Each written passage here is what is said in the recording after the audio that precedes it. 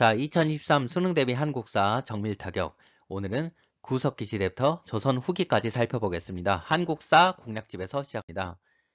먼저 구석기 시대부터 철기 시대까지는 이게 어느 시대 것인지를 살펴보는 게 그 핵심인데, 구석기 시대에는 수렵, 채집과 같은 원시적인 생활을 했었죠. 그리고 이때 사용했던 대표적인 도구로는 뗀석기가 있었습니다. 대표적인 게 주먹도끼죠. 그러다 신석기 시대가 되면은 간석기를 사용하게 되는데 맨들맨들하죠. 갈돌과 갈판이라고 하는 걸 들어봤을 겁니다. 이 두 가지 도구는 그 곡식 껍질을 깔 때 이제 쓰는 건데, 곡식이라고 하는 건 농사를 통해서 생기죠. 신석기 시대 특징으로는 농경과 그리고 가축기르는 목축의 시작이라는 특징이 있고요. 그리고 이때 생산량이 이제 많이 늘어났던 걸 반영하는 게 토기라고 했었죠. 토기 중에서도 대표적인 토기가 한국사에선 빗살무늬 토기였습니다. 그러다 청동기 시대로 접어들게 되면서 계급이 발생하는데, 이 계급 발생을 나타낸 두 가지가 청동기와 고인돌이죠. 청동기는 굉장히 이제 비싼 그 도구잖아요. 그때 청동기 시대에 만들어진 대표적인 그 동검이 비파형 동검입니다. 가운데가 움푹 들어가 있고 다른 데가 이제 볼로 간 거죠. 또 거대한 무덤인 고인돌이 있었는데요. 그러다 철기 시대가 되면은 널리 철기가 이제 만들어지고 확산되고, 또 한편으로는 청동기도 여전히 사용됩니다만 청동기는 의뢰용 도구로 많이 쓰게 되죠. 특히 그 청동기 시대 비파형 동검이 철기 시대 뭘로 바뀌었어? 그렇죠. 세형 동검으로 바뀌었었죠. 그 뒤에 이제 또 살펴볼 게 있는데, 뭐 그 고조선이라고 하는 나라가 청동기 시대, 철기 시대에 걸쳐서 이제 존속했었다고 해요. 근데 뭐 보면은 그 시험에는 요즘 출제가 자주 안 되고요. 나중에 한번 단군은 정말이라고 하는 책이 굉장히 괜찮으니까 한번 살펴보면 좋을 것 같습니다. 자, 고조선 멸망 이후에 철기시대 여러 나라들이 있었는데, 부여, 고구려, 옥저, 동해, 사만, 부고, 옥동, 삼이 있었죠. 부고, 옥동, 삼. 위에서부터입니다. 근데 그 중에서도 시험에 자주, 특히 올해 많이 출제되고 있는 게 부여와 고구려예요. 그 부여의 그 특징으로는 영고라고 하는 게 있습니다. 이게 하늘의 제사 지내는 행사예요. 그리고 그 부여는 가운데 왕이 있고 각 지방을 그 네 명의 이제 가들이 이제 다스리고 있죠. 그 각 가들이 다스리는 지방을 사출도라고 부른다고요. 그리고 고구려에서 하늘의 제사 지내는 행사는 동맹이라고 부르죠. 그런 특징들을 생각해 보면 되겠습니다. 자, 그리고 부고, 옥동, 삼 이 나라들 중에서 이제 점차 이제 발전을 하게 되는데, 고구려, 백제, 신라, 그리고 뭐 거기다 이제 가야 정도를 더할 수 있겠죠. 일단 그 중에서도 고구려, 백제, 신라가 굉장히 자주 출제가 있는데, 고구려에서 이제 고국천왕식의 진대법이라고 하는 게 있었어요. 그 가난한 백성들한테 봄에 곡식을 빌려주고 가을에 돌려받게 하는 거. 그리고 태학이라고 하는 게 소수림항 때 설립됐었죠. 뭐 그 밖에 뭐 불교 수용 같은 것도 있고 율령반포 있었죠. 뭐 진대법 태학 같은 경우는 어느 왕 때라기보다는 이게 어느 나라의 것인가 정도를 아는 것이 중요할 거였고, 뭐 광개토 대왕이나 뭐 장수왕 같은 인물들의 업적도 자주 출제되고 있죠. 광개토 대왕은 뭐 만주벌판 달리는 것 외에도 신라에 침입한 왜군을 격퇴했었다는 게 이제 자주 출제되고 있고요. 장수왕은 대표적으로 평양에 천도했었죠. 평양에 천도해서 뭐 했을까요? 남쪽으로 쳐들어가려고 했었죠. 남진정책이라고 부르죠. 남진정책의 결과 결국에는 한강 유역을 손에 넣었었고, 그 과정에서 이제 지금의 충청북도 충주의 충주 고구려비를 이제 건립하게 됐었다는 거 살펴볼 만하고요. 나중에 그 중국이 수나라로 통일됐었을 때 살수 대첩이 일어났었죠. 뭐 사실 살수는 그 보살 살자에다가 그 물수자를 쓰는데, 살수하면 수가 들어가니까 이제 수나라랑 연관시켜 보면 좋을 것 같고요. 뭐 안시성 전투는 당과의 전투였었죠. 영화로도 나왔었는데. 자, 다음에 백제와 관련해서 살펴보겠습니다. 백제는 수도가 이제 두 번이나 바뀐 나라였었죠. 가장 먼저 이제 한성, 지금의 서울에 세워졌었는데, 지금의 충청남도 공주시인 웅진으로 옮겨갔었다가 나중에 지금의 충청남도 부여시인 사비로 옮겨갔었어요. 충청남도에 수도를 많이 뒀었죠. 자, 그리고 이때 그 사비로 옮겼던 백제왕이 성왕이었어요. 성왕이 그 관산성 전투라고 해서 진흥왕 시대 신라군과의 싸움에서 이제 죽은 걸로 돼 있죠. 백제는 각 지방에 22담로라고 하는 걸 이제 설치해서 지방을 다스렸다고 하고요. 이게 무려왕 때의 일로 이제 하지만 뭐 그 어느 왕 때라기보다는 백제의 그 제도였었다는 걸 생각해 보면 될 것 같습니다. 백제의 대표적인 유물 금동대양로 있었죠. 금동대양로.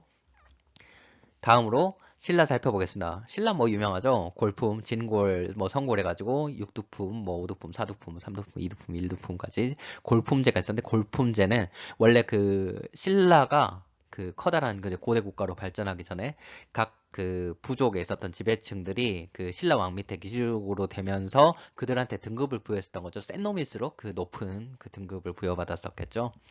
자, 그리고 화백회의라고 하는 게 있었는데 신라의 귀족 그 통치기구로 합의식을 쓰고 있죠. 경주에 가면 화백 컨벤션 센터라고 뭐 그런 게 있더라고요. 자, 그리고 지증왕 때 우산국을 복속했었는데 우산국은 이제 독도랑도 이어지잖아요. 거의 우산국이 울릉도였으니까. 그래서 그 우산국은 언제나 출제 가능성이 있다고 볼 수가 있겠습니다.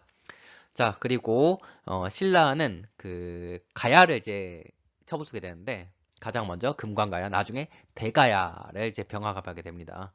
뭐 그냥 지금 수능 이제 직전이니까 금관가야가 먼저 무너지고 금관이 좀 약간 뭐 먼저 이제 깨졌다고 생각해요. 그리고 대가는 크니까 뭐 나중에 무너졌다고 보면 되겠죠.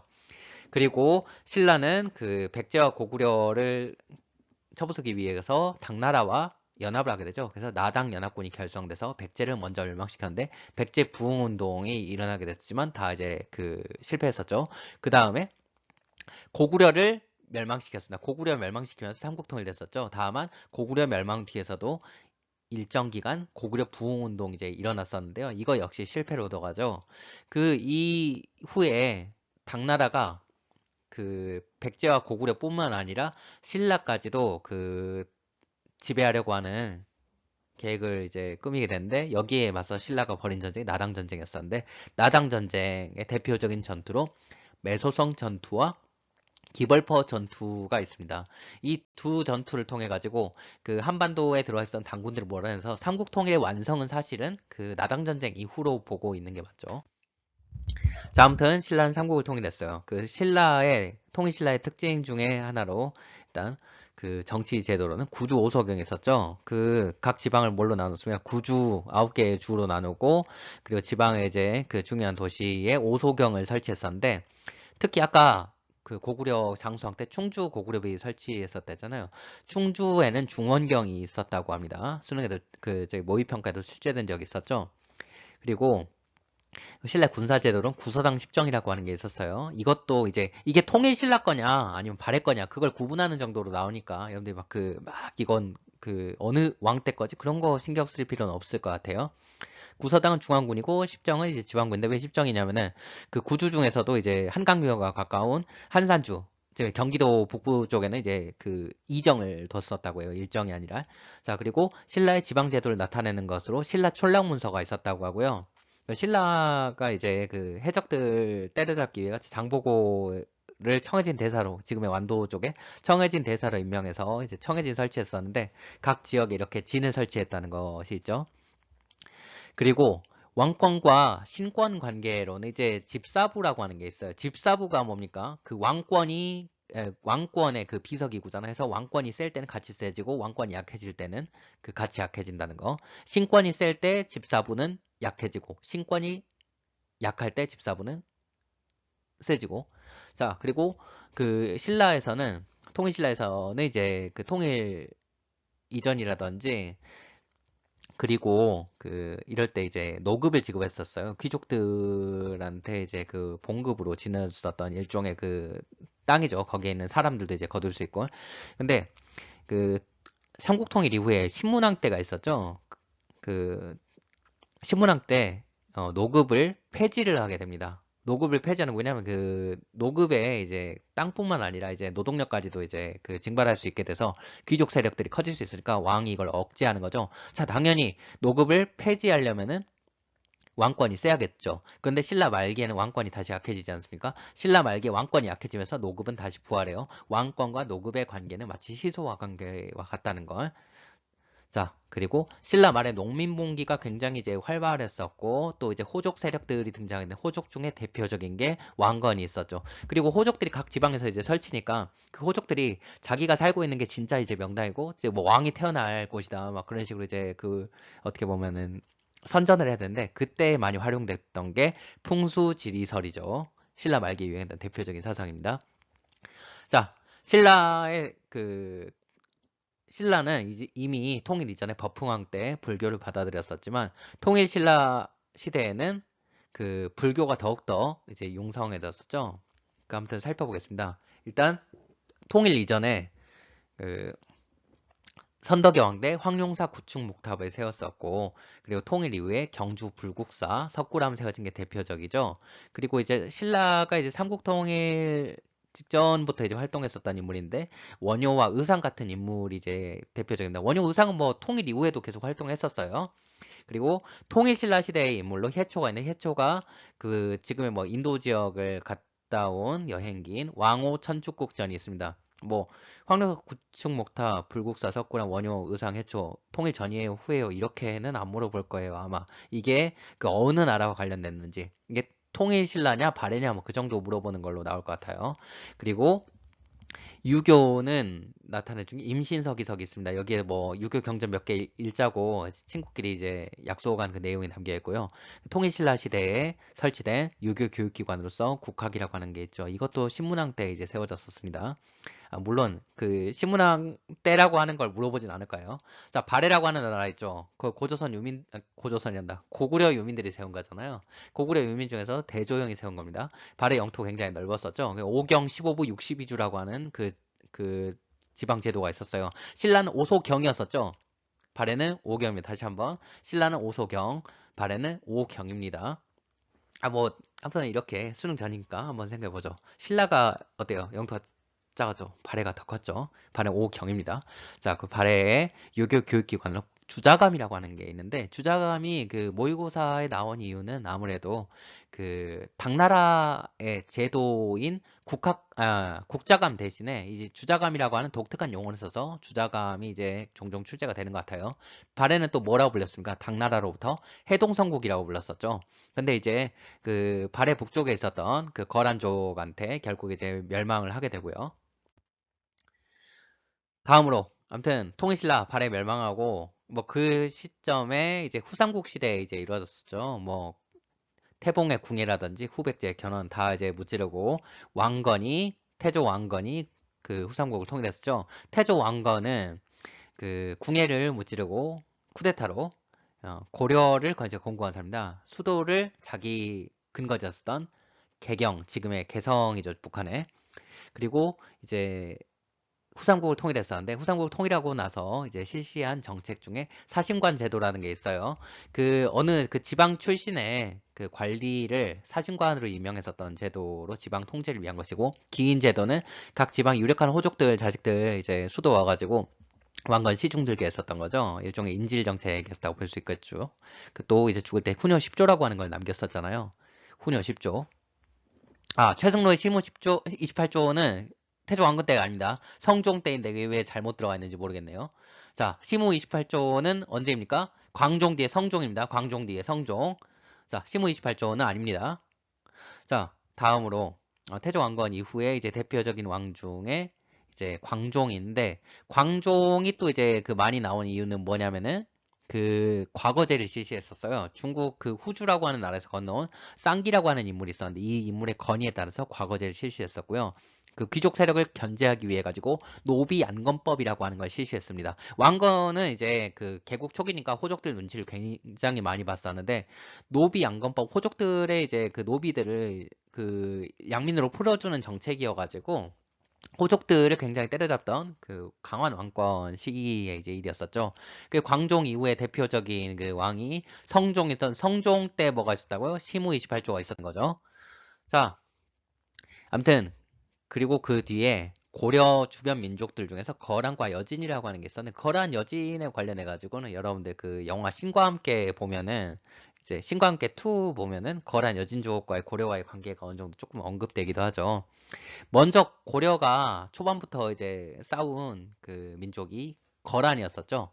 거란은 이제 서희 외교단판이 이제 많이 출제가 되는데, 서희가 외교단판을 통해 가지고 결국에는 그 오히려 쳐들어온 거란으로부터 강동 욕주를 이제 획득하게 되죠. 거란 땅을 뺏은 게 아니라 거란과 고려 사이에 여진족이 그 조그맣게 살고 있었는데, 그 여진족들이 살고 있었던 강동 욕주를 이제 그 획득하게 된 겁니다. 그 여진족들을 몰아내고 이제 한 거죠. 아무튼 근데 그 뒤에 거란하고 이제 사이가 굉장히 안 좋아졌죠. 뭐 거란하고 이제 외교관계 맺기로 했었는데 안 맺어가지고 결국에 거란이 대규모 침략을 하게 되는데 2차 침략은 이제 잠깐 다뤄지고 수능엔 자주 출제 안 되고요. 3차 거란의 침입이 많이 출제되는데 대표적인 게 귀주대첩 강감찬이 했었던 게 있었죠. 그리고 거란의 침입을 완전히 끝낸 뒤에 고려는 거란이 못 쳐들어오게 천리장성이라고 하는 걸 축조하게 됐었고요. 이게 거란과의 관계에서 주로 다뤄지는 그 내용들입니다. 어, 그리고 12세기, 그러니까 1100년대가 되면 여진족이 원래는 그 거란족한테도 이제 깨지고 고려한테도 깨지던 민족이었었는데 12세기에 여진족이 굉장히 커지면서 고려가 여진족 이제 소탕을 위해서 별무반이라고 하는 특별 부대를 이제 편성해서 싸우게 되는데요. 이때 여진족들을 일부를 쳐부수고 이제 개척한 영토에다 동북 구성을 쌓았다고 하죠. 뭐 1년 만에 돌려줘가지고 크게 이제 의미가 있을까 싶습니다만. 자, 아무튼 그 태조에서 성종까지 관계 그리고 거란과 여진과의 관계 살펴봤었는데요. 이 무렵 고려에서도 커다란 변화가 일어나게 되죠. 그 고려는 그 호족들 위주로 세운 나라였었는데 이제 호족들이 과거제라든지 그런 것뿐만 아니라 가문의 이제 그 위세를 내세워 가지고 그 일부 귀족 가문이 뭐 혼인 같은 걸 통해 가지고 권력을 독점하게 되잖아요. 그렇게 한 가문이 이제 권력을 독점하는 이제 사회를 문벌귀족 사회라고 하는데 대표적인 게 인주이씨, 지금의 인천이씨의 이자겸네가 있었죠.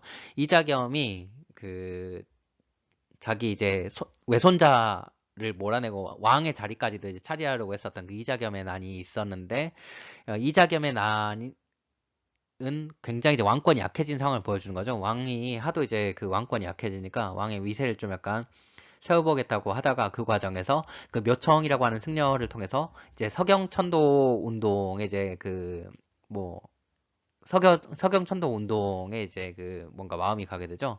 묘청은 자기의 근거지였던 서경, 지금의 평양으로 수도를 옮기자는 운동을 벌였었고요. 또 한편으로 묘청이 금나라를 정벌하자고 하는 금은 여진이 세운 나라죠. 이 금나라를 정벌하자고 하는 이제 주장을 내세웠습니다. 결국에 서경천도라든지 금국정벌 주장이 받아들여지지 않으면서 묘청이 난을 일으켰었는데 이걸 김부식이 진압했었죠. 김부식은 우리가 나중에 고려시대 역사서인 삼국사기를 쓴 사람으로 살펴볼 겁니다. 그 뒤에 그 이자겸의 난과 서경천도 운동을 거쳐가지고 고려 사회가 이제 혼란한 와중에 문벌귀족들이 이제 권력을 독점하는 것에 불만에 품은 무신들, 그러니까 장교들이 반란을 일으켜서 결국에는 무신 정권을 이제 수립했었고요. 무신 정권에서 최후의 승리자는 최씨 집안 내였었죠. 우봉 최씨. 그중에 최충원이 굉장히 유명한 인물인데 최충원이 설치했던 기구로 교정도감이라고 하는 게 있어요. 교정도감.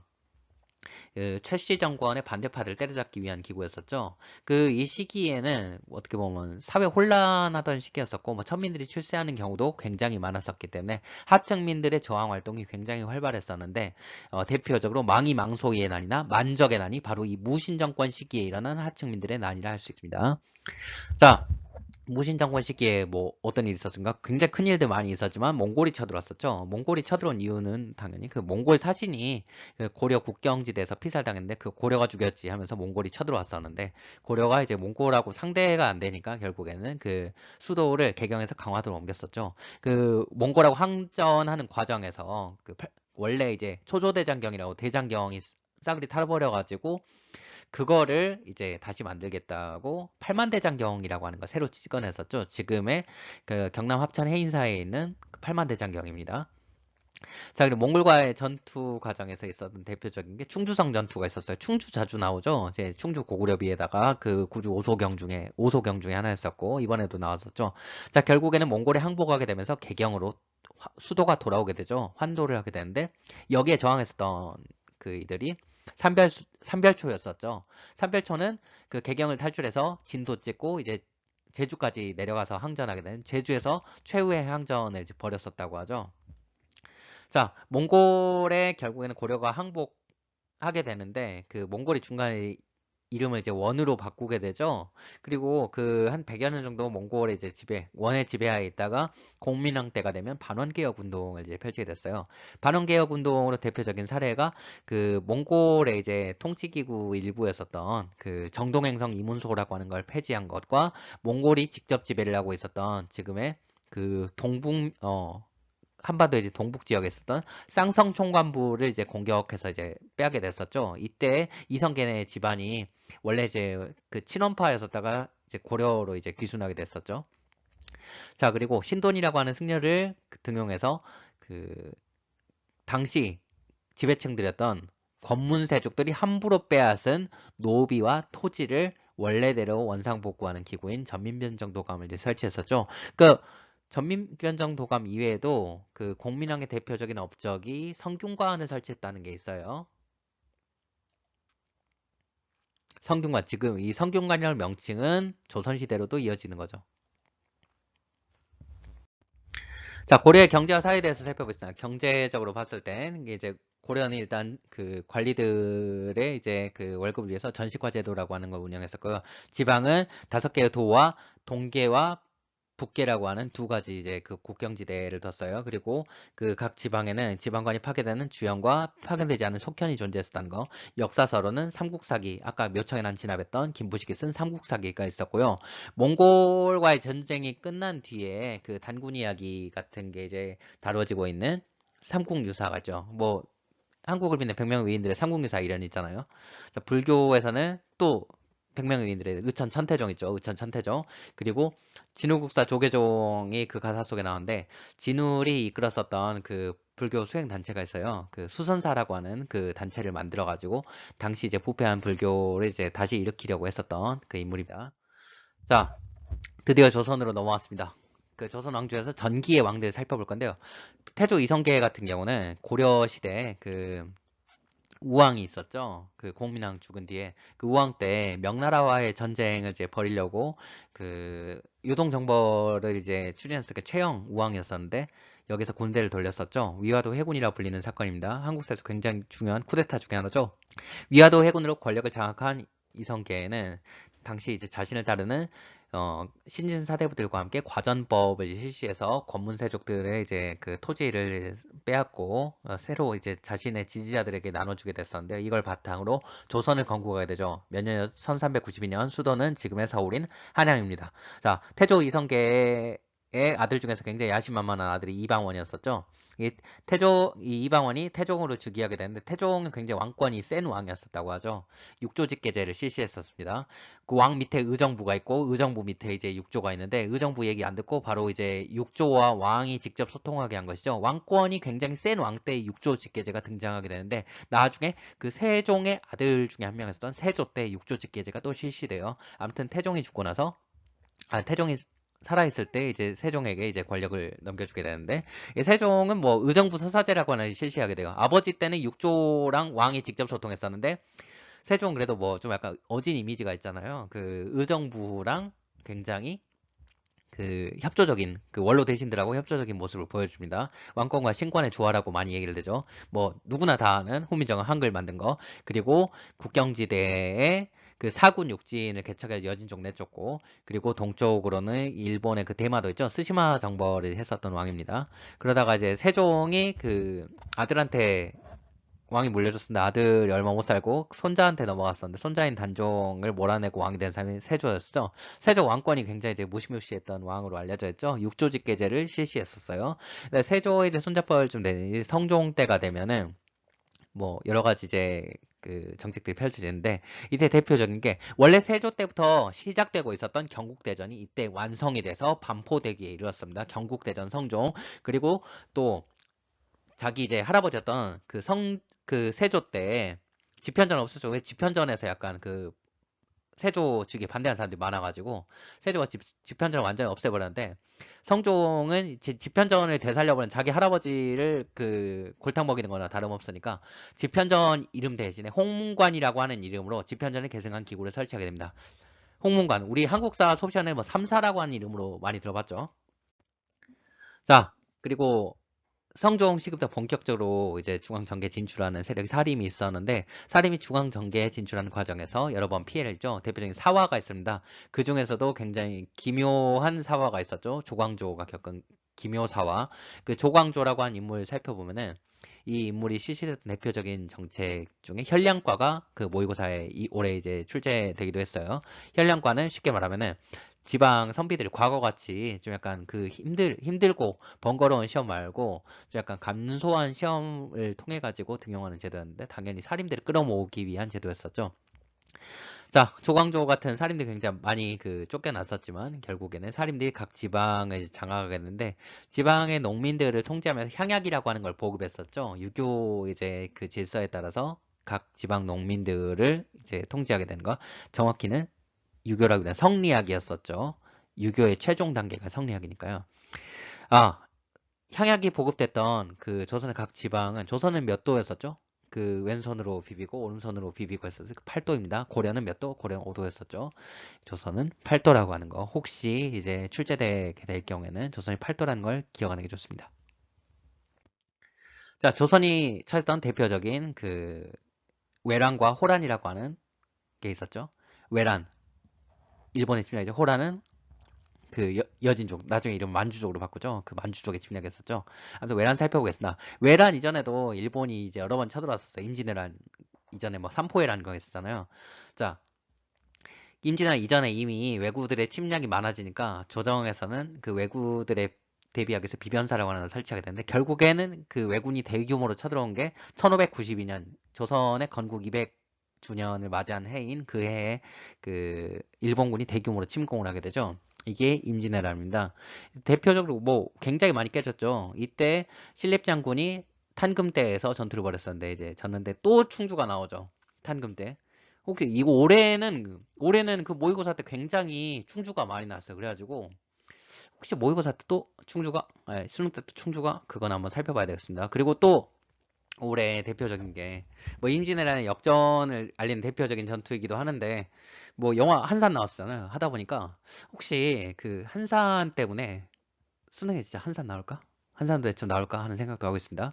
그 밖에 의병들도 알려져 있는 사람이 곽재우 조원 그 사명대사였죠. 사명당이라고 불리는데 뭐 유정이라고 해요. 이 유정 같은 경우는 승병을 이끌었었죠.